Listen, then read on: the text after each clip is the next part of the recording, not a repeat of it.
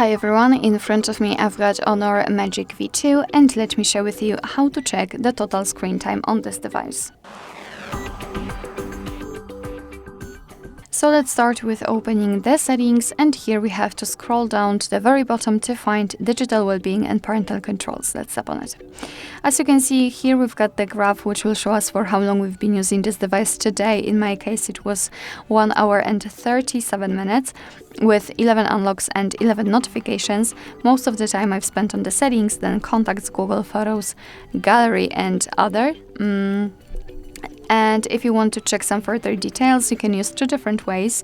You can either tap inside this graph and you will be transferred to this dashboard that will show you the exact screen time you've spent in particular days of the week, so you can compare them easily. As you can see, in comparison to the Monday, I've spent 20 minutes less than yesterday, and Friday still less. Under it, we've got the list of apps which we've been using with the exact time we've spent on them.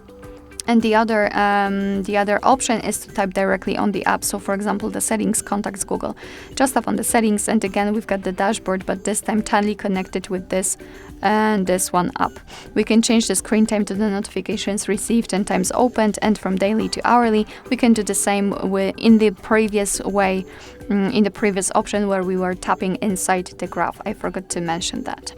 If you will decide that you are spending too much time on the screen, you can always use some ways to disconnect. So for example, the focus mode or the bedtime mode. Simply enter this option, mark distracting apps, so probably, for example, some kind of social media or some games, etc. So let me mark maybe Chrome. Let's pretend notes are distracting me.